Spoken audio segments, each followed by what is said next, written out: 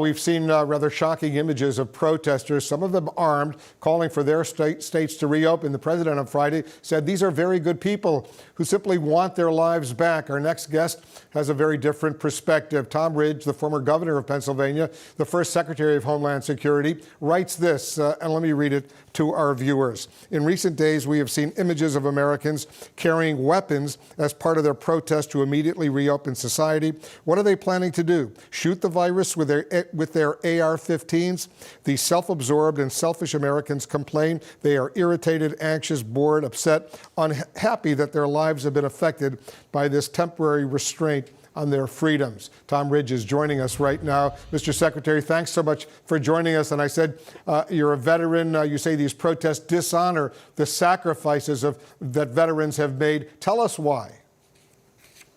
Well, obviously, you detected I was more than irritated with this, simply because when at times of crisis, we got 330 million Americans who really have to pull together, and they're not wearing a traditional uniform. It's red, white, and blue. We're in this together, and for a small, very small, selective group to be so self-absorbed, whether they're inconvenient, they're upset, that's not the point. We are a resilient country. We've demonstrated that time and time again. And the fact that they would use this opportunity to kind of flex whatever muscles they think is important. They're not heroes, they're not courageous, and frankly, you walk around with weapons of war at your side. I find it unconscionable, vile, and frankly, it's not American. We're in this together. Same team, same fight. Yeah, strong words. You also cite the example of the late Senator John McCain, who, as we all remember, spent 5.5 years as a prisoner of war in North Vietnam. So far, Americans have been social distancing, for about 2 months or so. How does this challenge, from your perspective, compare to the sacrifices that Americans have made throughout our history? When you think about prisoners of war particularly, I think of John McCain, 55 months. His buddy, his dear friend, Everett Alvarez, was like 8 years. So let's juxtapose 2 months, maybe 10 weeks in your home, got the refrigerator, got your internet, a couple books you can read, a little TV, put a mask on, go outside.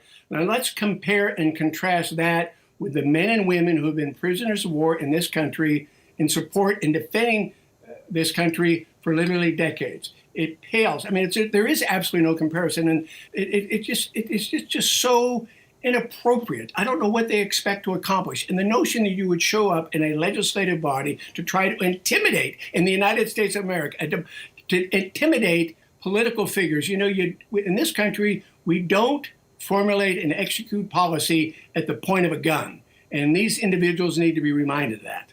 This is not who we are as a country.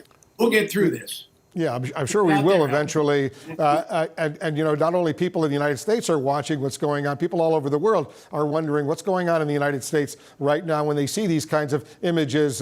You know, Mr. Secretary, we've seen Americans pull together through enormous hardship, such as the aftermath of 9/11, for example. You saw that very up close as the Secretary of Homeland Security. But now some of these protesters are even, and it's hard to believe, challenging the doctors and nurses on the front lines. Some of them are making fun of people who wear masks to protect themselves and to protect others. What do you believe has changed? Well, I still think the good news is that they're a very, very small minority. And I guess the First Amendment allows them to protest, although all of us would prefer a different form of protest, and showing up with a sidearm doesn't mean you're any better or smarter than anybody else.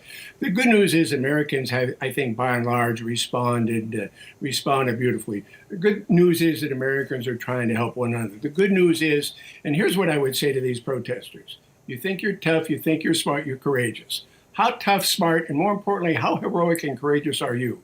You want to put on a hospital garb, you want to put on a face mask, and you want to walk into a ward that has a couple dozen people with this contagion. Those are the heroes.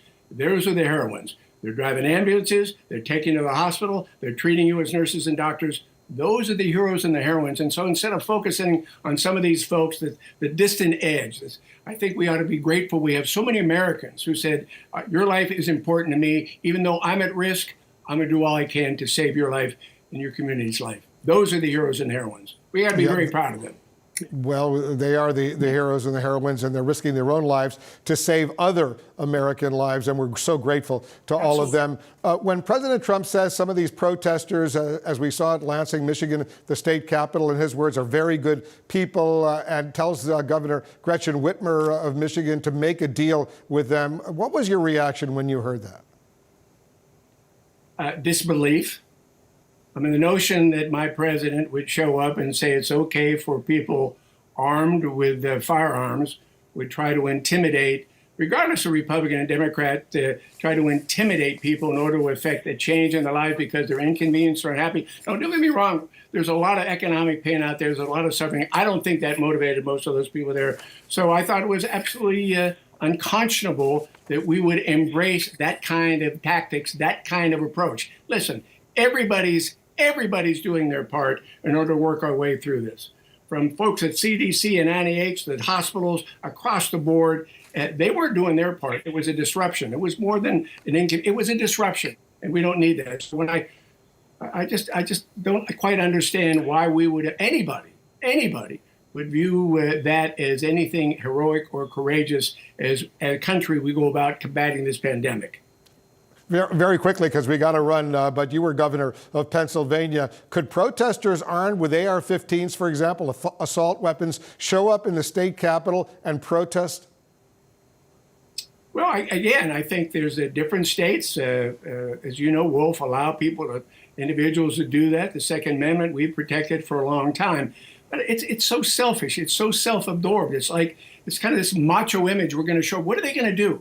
They're not going to defeat coronavirus. They're not going to deal with the pandemic that way. They're trying to intimidate. Who are they trying to intimidate?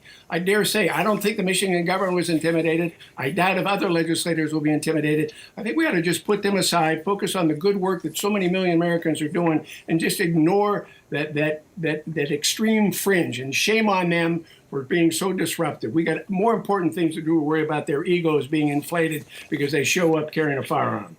And I'll leave our viewers this segment with your words. This is what you wrote. Politics be damned. No time for it now. We can sort it out later. Same team, same fight. Let's get on with it. Strong words. Tom Ridge, the former Pennsylvania governor, the former Secretary of Homeland Security, as usual. Thanks so much for joining us. Great pleasure, Wolf. Thank you. God bless you and your team.